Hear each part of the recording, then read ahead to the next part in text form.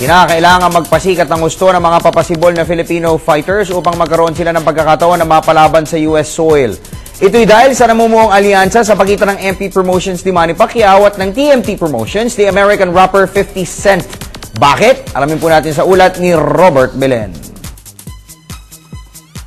Sa magkaiwalay na panayam, kapwa kinumpirma ni Team Pacquiao advisor Michael Conks at American rapper 50 Cent na nag-uusap na sila para sa posibleng pagsasanib-puwersa ng kanilang boxing promotions.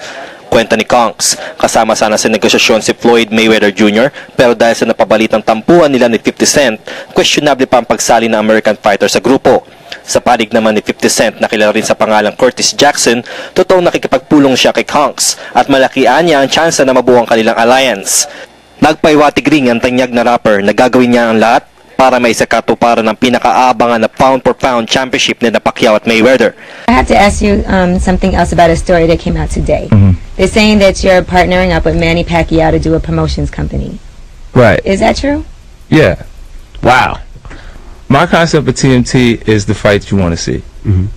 It's Floyd Manny Pacquiao. The fight. That's all you needed, that one fight. You good. If actually building the company would build the excitement to keep Floyd conscious of what's good for business opposed to the ego, then I could sacrifice the company putting them together.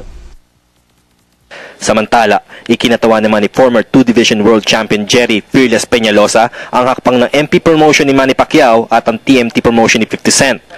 Ito'y dahil malakian niya may tutulong na alyansa sa mga papasibol ng Filipino boxers sa aspeto ng fight opportunities sa ibayong dagat. Ano yan, kung talagang matutuloy yan, good for boxing dahil kahit pa paano, maraming matutulungan ng mga Pinoy na boksingero, mabigyan ng break dahil yun nga, MP promotion, Pilipino yung may-ari, talaga nang matulungin si Manny. So yun nga lang, sana matuloy dahil pagkalam ko, marami pa yung mga negotiation, baka lang kasi pinalasin na yung Michael Kors Sakaling tuluyang magsanib sa isang promotional outfit sina Pacquiao at 50 Cent, asahan ang pagdagsa ng mga pinakamakikinang na boxer sa kanilang grupo. Ito'y dahil tiyak na gagawin ng dalawang sikat na personalidad ang lahat para mabigyan ng mga fight fans ng mga hindi malilimutang boxing cards. Para sa PTV Sports, Robert Belen, Telebisyon ng Bayan.